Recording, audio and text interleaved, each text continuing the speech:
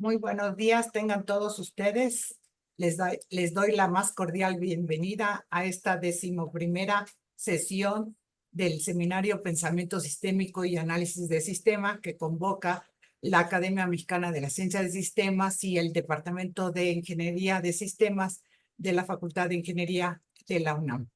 En esta ocasión tenemos al doctor José Jesús Acosta Flores, que él es ingeniero civil, tiene maestría en planeación y doctor también, el doctorado en investigación de operaciones, y tiene una antigüedad como profesor en la UNAM de más de 50 años. Ha sido autor de 7 libros relacionados con los sistemas y es presidente del Consejo de Honor de la Academia Mexicana de la Ciencia de Sistemas. En esta ocasión, el título de su trabajo en esta emisión del 22 Seminarios de Pensamiento Sistémico y Análisis de Sistemas, nos presenta el tema función, utilidad con atributos múltiples. Bienvenido, doctor. Adelante. Muchas gracias. Pues el día de hoy vamos a hablar sobre utilidad con atributos múltiples.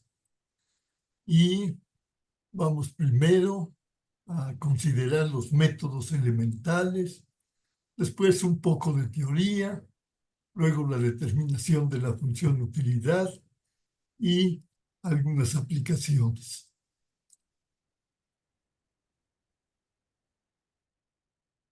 En los métodos elementales tenemos el enfoque aditivo, el ordenamiento lexicográfico, los métodos conjuntivos y los métodos disyuntivos.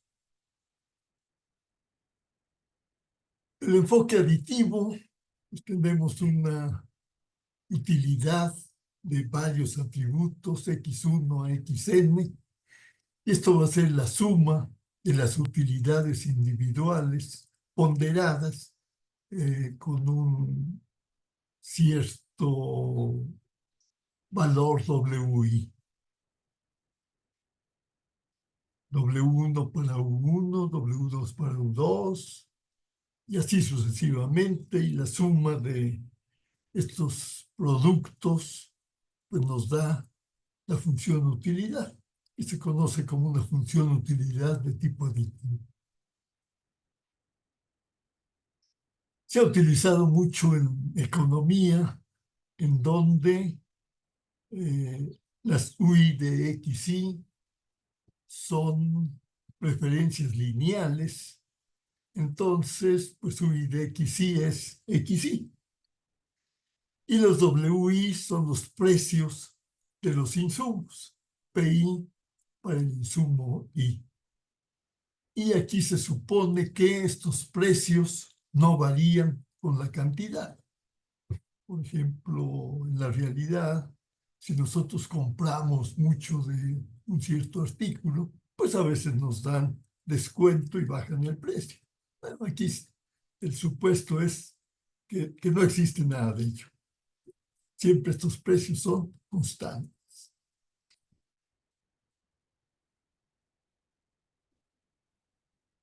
Y vemos un caso de esta función de utilidad de tipo aditivo, donde tenemos un programa de computadora y tenemos varios programas de computadora con diferentes velocidades, diferentes resoluciones.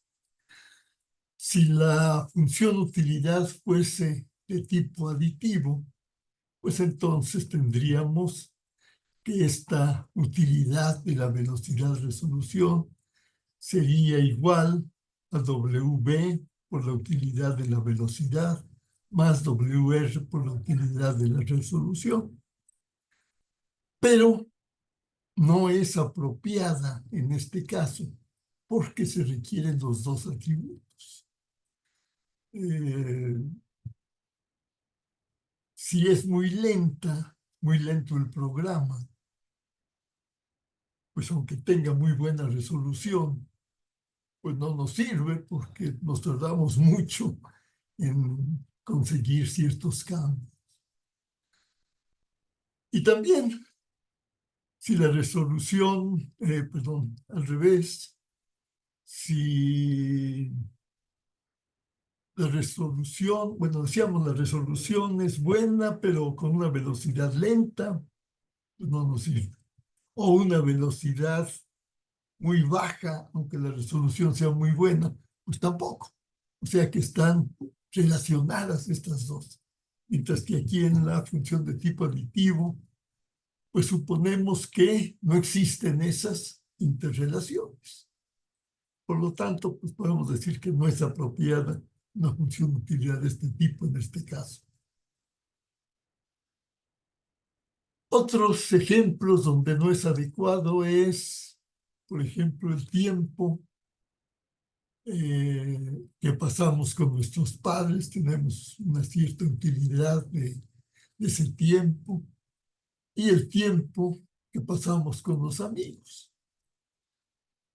Y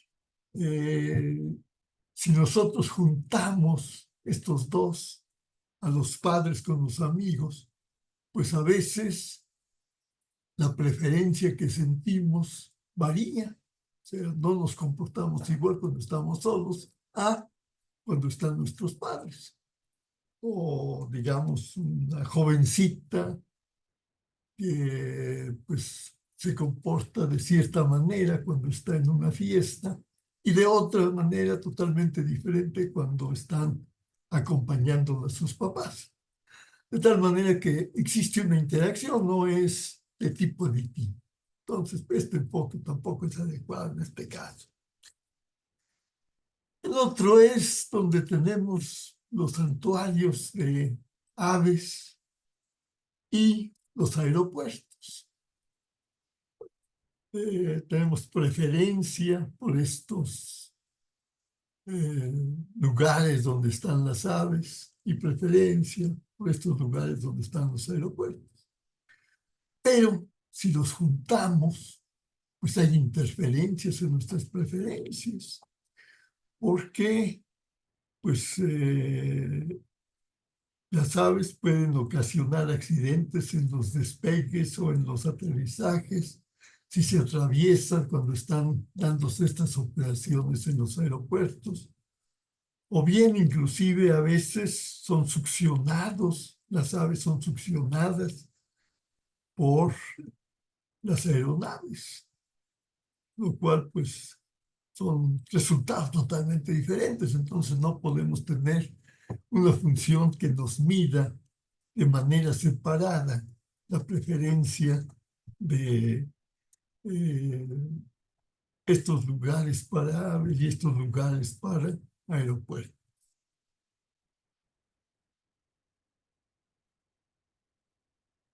El segundo de estos métodos elementales es el ordenamiento lexicográfico, que es muy fácil de utilizar, pero que pues, desafortunadamente pues, no conduce a buenos o no puede conducir a buenos resultados. Nos regresamos a nuestro ejemplo de programa de computadora, donde tenemos la velocidad en megahertz y la resolución en número de píxeles.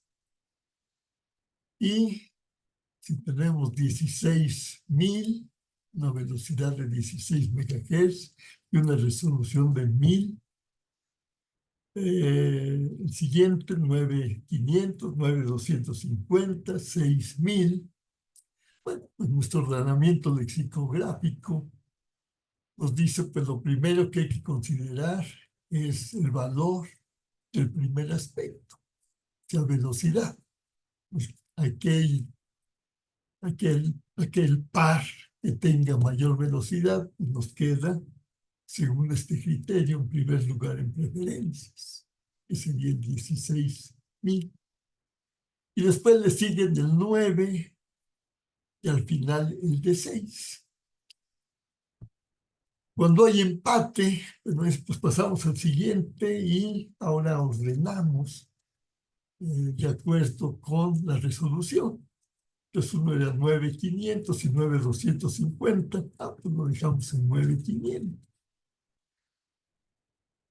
Y decimos, pues estas deben ser las preferencias. Primero, 16.000, luego 9,500, 9,250 y hasta el último 6,000. Sin embargo, pues aunque ande en el último lugar según este criterio, pues tal vez, aun cuando la velocidad sea de 6, pero con esa resolución de 1000, tal vez sea mejor que alguno de los intermedios, y eso no lo contempla el ordenamiento lexicográfico. Este ordenamiento pues es fácil de utilizar y se ha empleado mucho, inclusive recordamos en cómo se ve el ordenamiento en las Olimpiadas. En los países, pues primero se considera el número de las medallas de oro que obtienen cada país. Si hay empate, pues entonces se pasa a ver y se consideran las medallas de plata. Y hasta el último, pues las medallas de bronce. Entonces, puede ser que un país tenga, vamos a pensar, o sea, obviamente no ha sucedido eso, pero vamos a suponer que tuviera todas las medallas de bronce y que ninguno de los otros países tiene medalla de bronce. Bueno, de todas maneras, si no tiene de oro y de plata, pues su lugar en el ordenamiento va a ser pues, muy bajo. Entonces, pues podemos concluir que este ordenamiento pues, no es adecuado. Luego tenemos los métodos conjuntivos y los disyuntivos. Aquí en estos métodos se utiliza el paso 1, donde se definen criterios mínimos que debe cumplir cada atributo. Y en el paso 2 se definen conjuntos valiosos. Pero aquí en estos métodos se encuentra el conjunto valioso. No define cuál alternativa de este conjunto es la mejor. No, tenemos conjuntos. Ahora, ¿cómo se definen estos conjuntos valiosos? Bueno, pues los métodos disyuntivos definen este conjunto valioso como todos aquellos, está formado por todos aquellos elementos que satisfacen al menos un criterio. Y los métodos conjuntivos, ahí dicen, pues este conjunto valioso va a estar formado por todos aquellos elementos que satisfacen todos los criterios. Y vamos a ver con un poquito más de detalle estos métodos.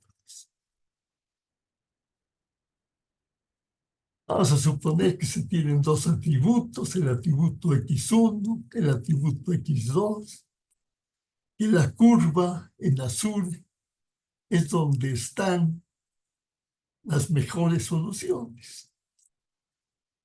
Y que estas líneas verdes punteadas son los criterios. Entonces, en el atributo x1 se dice, pues todo lo que esté a la derecha de esa línea vertical verde satisface el criterio 1.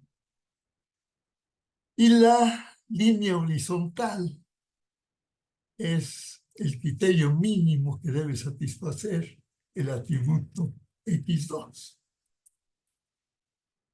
Entonces, pues el enfoque disyuntivo nos decía, pues con que se satisfaga al menos uno de los criterios, pues ese elemento pertenece al conjunto valioso. De tal manera que ahí tenemos tres regiones, la A, la B y la C.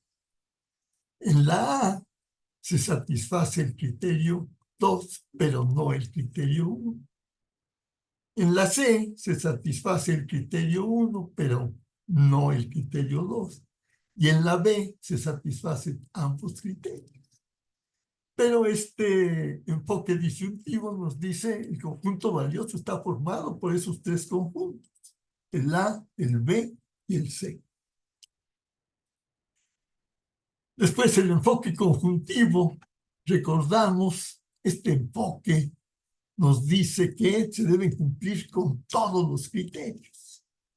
Bueno, pues aquí, en el conjunto B, se satisface el criterio 1 y se satisface el criterio 2, se satisfacen ambos criterios. Por lo tanto, la región B, pues es el conjunto valioso, es proporcionado cuando se utiliza el enfoque conjuntivo.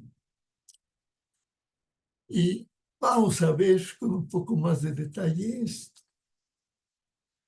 Vamos a suponer que T es la solución óptima, que tenemos ahí de nuevo nuestras líneas punteadas, donde está el criterio mínimo de ambos que deben satisfacer las alternativas, tanto en el atributo X1 como en el atributo X2. Entonces, nuestra solución óptima pues no satisface ninguno de los dos criterios. Por lo tanto, con el enfoque disyuntivo, pues va a quedar fuera. ¿Sí? Va a decir, pues tenemos estas soluciones, pero dejó fuera la mejor solución.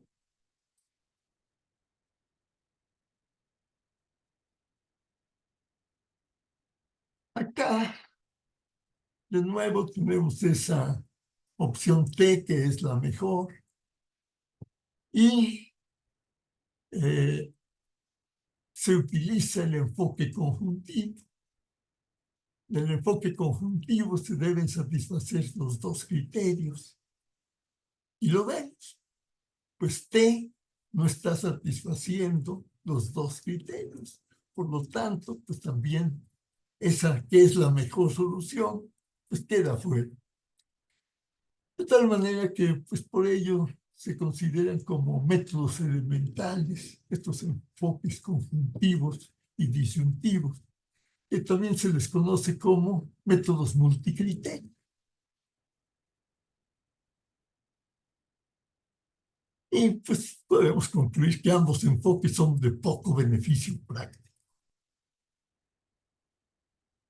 Entonces pasamos a ver la teoría para utilidad con atributos múltiples.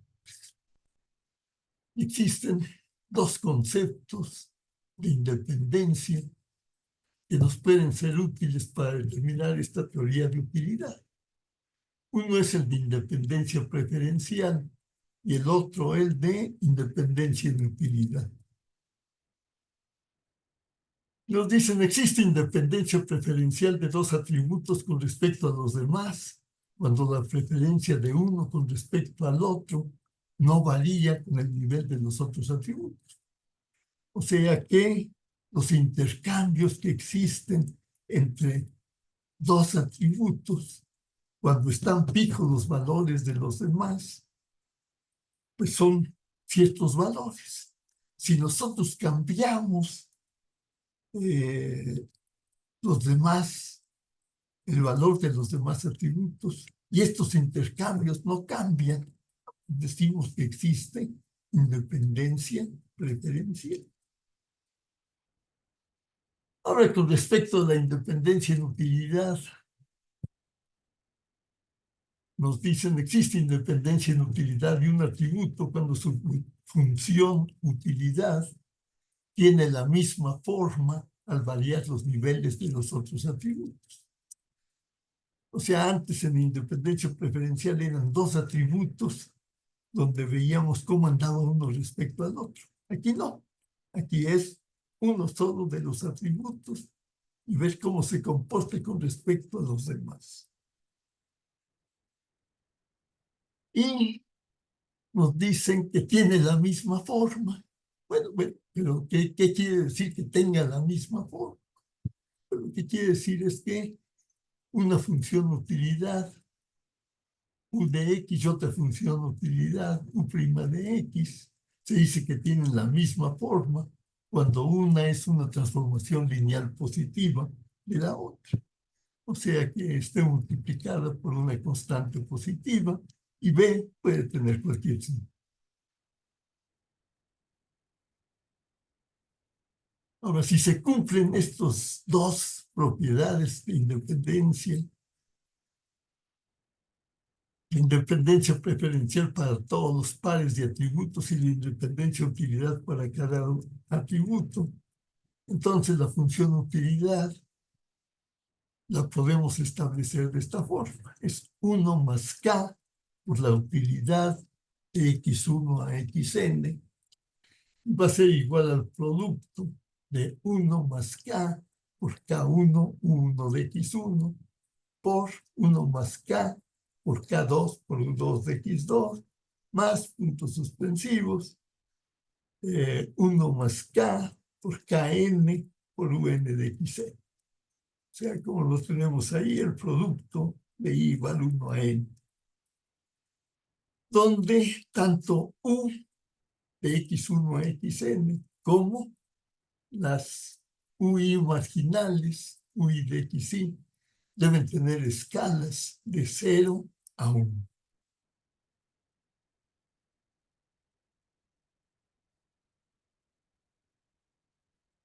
Ahora, en el caso de dos atributos, pues nos queda 1 más k por u de x1, x2, igual a 1 más k, k1 por u1 de x1, que multiplica 1 más k, k índice 2, u2 de x2. Donde decíamos tanto u como las ui deben tener escalas de 0 a 1. O sea que si x1 subasterisco es lo peor, el peor valor de x1, y x2 subasterisco es el peor valor de x2, entonces u de x1 subasterisco, x2 subasterisco, pues va a ser igual a 0, ya que es lo peor. Cuando tenemos x1 asterisco y x2 asterisco, pues esos son los mejores valores de x1 y de x2. Entonces la utilidad de estos mejores valores pues, va a ser igual a 1. Cuando los vemos individualmente, pues 1 de x1 subasterisco igual 0, 1 de x1 asterisco igual 1, u2 de x2 subasterisco igual 0, u2 de x2 superasterisco igual a 1. Y para determinar los valores de las constantes, le preguntamos al decisor cuál es la probabilidad que lo hace indiferente a, y tomamos en el eje de las abscisas el mejor valor, x1 asterisco, y el peor valor, x2 asterisco. Eso lo vamos a comparar con una lotería. Recordamos, una lotería es donde tenemos las consecuencias y sus probabilidades. En esta lotería, una de las consecuencias son los mejores valores, o sea, x1 asterisco, x2 asterisco. La otra consecuencia son los peores valores, x1 subasterisco, x2 subasterisco. Y le preguntamos al decisor cuál es la probabilidad que le hace indiferente a x1 asterisco, x2 subasterisco con esa lotería. Y después de varios ensayos, pues, posiblemente en algunos casos decimos cierto valor de K1 y dicen, no, pues yo prefiero la lotería. Si nos vamos con una probabilidad más baja, posiblemente digan, no, pues yo prefiero x1 asterisco, x2 subasterisco sobre la lotería. De tal manera que vamos variando estos valores hasta que el decisor nos dice, pues ahí yo ya estoy indiferente. Pues entonces, esa probabilidad K1 es la de indiferencia. Y nos dicen que la utilidad de una lotería es igual a la utilidad esperada. Como hay indiferencia, pues quiere decir que la utilidad de x1 asterisco, x2 subasterisco, tiene que ser igual a la utilidad de la lotería. Y la utilidad de la lotería la calculamos reemplazando los valores por su utilidad. Entonces, en vez de tener x1 asterisco, x2 asterisco, pues su utilidad, la veíamos aquí arriba, es igual a 1. Entonces ponemos esa utilidad de 1. En vez de x1 subasterisco, x2 subasterisco, ponemos su utilidad, que como son los peores valores, su utilidad es igual a 0. Entonces ponemos el 0. Y encontramos el valor esperado, que va a ser 1 por K1 más 0 por 1 menos K1, que pues nos queda igual a K1. Pues entonces ya hemos determinado el valor de esa constante K1. Para K2, pues hacemos exactamente lo mismo, solo que ahora vamos a comparar x1 subasterisco, x2 asterisco, con la misma lotería, y por lo tanto las probabilidades van a ser diferentes. La probabilidad de indiferencia pues, va a ser diferente. En este caso, pues es K índice 2. Entonces ya hemos determinado esos valores de K1 y K2, preguntándole al decisor su opinión respecto a cómo anda la indiferencia entre estos puntos y esta lotería.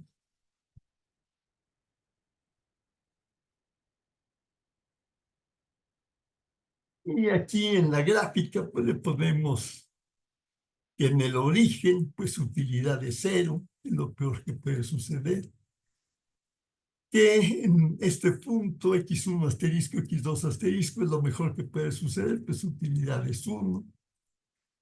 Que en x1 asterisco, x2 subasterisco, su utilidad es k índice 1. Y en x1 subasterisco, x2 asterisco, su utilidad es k índice 2. Los ponemos ahí en la gráfica.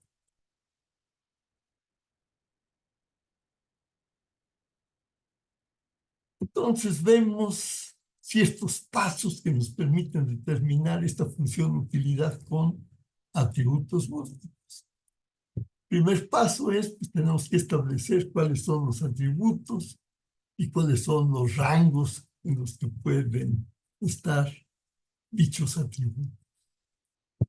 Después tenemos que verificar que se cumpla la independencia preferencial y la independencia en utilidad para tener una función utilidad de tipo multiplicativo. Luego, pues hay que determinar las utilidades marginales. Enseguida obtener las constantes KI, que lo vimos hace rato, cómo deseamos proponer esas constantes KI. Luego calcular el valor de K mayúscula. Y si ya tenemos las KIs y las Ks y las UIs, pues entonces U de X1 a XN, pues ya la podemos establecer.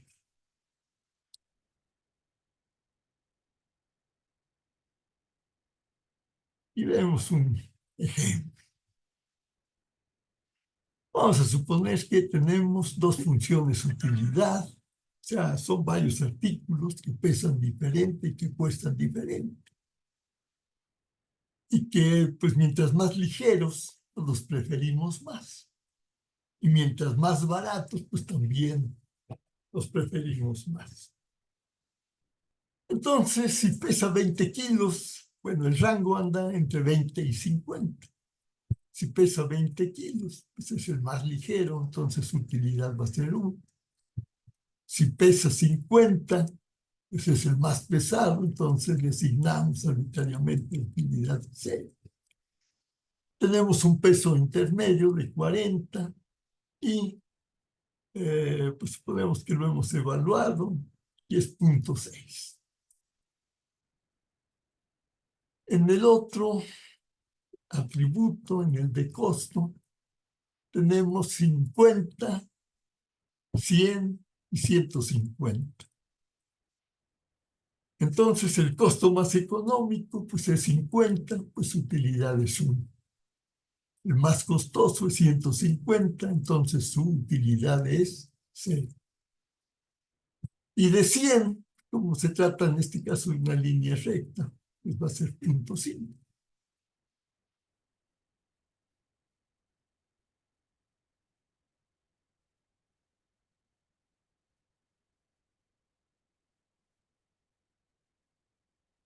Y usando esta gráfica podemos determinar las funciones de utilidad de manera muy sencilla.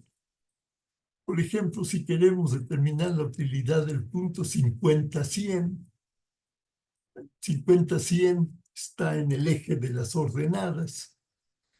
El punto inferior tiene una utilidad de 0, el superior es 0.4. Entonces decimos, bueno, pues va a ser 0.4 menos 0, 0.4. Y eso lo vamos a multiplicar por la utilidad de 100, donde la utilidad del costo igual a 100, pues lo vemos en la gráfica que tenemos a la derecha, es 0.5. Entonces va a ser 0.4 por 0.5. 0.4 por 0.5 es 0.2. Entonces ya tenemos la utilidad de ese punto, 50-100, sin necesidad de determinar cuál es esa función utilidad multiatributo. O sea, esto nos simplifica los cálculos. Pero claro, si no lo hacemos de esta manera, pues usamos nuestra función utilidad, pues tenemos obviamente que llegar al mismo resultado. Ahí ponemos el punto 2 en el lugar que le corresponde, el 50-100. Pero decimos, bueno, y el de 20-100, ¿cuánto es su utilidad? Pues de nuevo, 20-100 está ahí dentro de las ordenadas y el punto superior tiene una utilidad de 1, el punto inferior una utilidad de 0.7, pues entonces hacemos la resta, 1 menos 0.7, 0.3, que va a multiplicar a la utilidad de costo de 100. Utilidad de costo de 100, veíamos que es 0.5.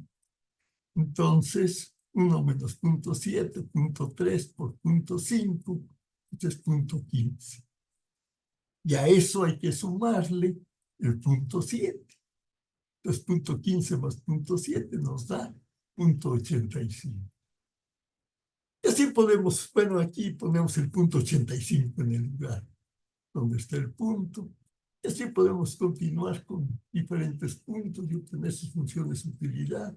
O usar pues nuestra función utilidad de tipo multiplicativo. En el caso de dos constantes, no de dos constantes, de dos atributos, pues nos queda que la utilidad de x1, x2 es igual a k índice 1 por la utilidad de x1 más k índice 2 por la utilidad de x2 más 1 menos k índice 1 menos k índice 2 por el producto de 1 de x1 por 2 de x2. Si utilizamos esta expresión, pues vamos a llegar exactamente a estos mismos valores. Para el caso de dos atributos, pues es sencillo cómo obtenemos el valor de K. Si tenemos más atributos, pues ya no es tan sencillo. Si fueran 3 atributos, pues tendríamos que resolver una ecuación cuadrática, que todavía es simple, pero si tenemos 7 atributos, pues vamos a tener que resolver una ecuación de orden 6 y ya no es tan fácil.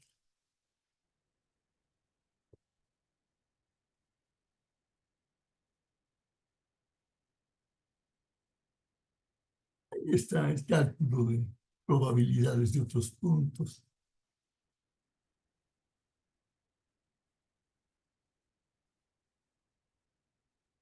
Y con eso termina.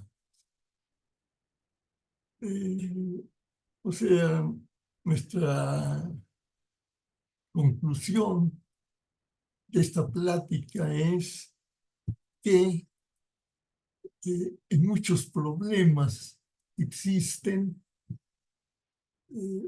varios objetivos y cada objetivo lo vamos a medir con un atributo.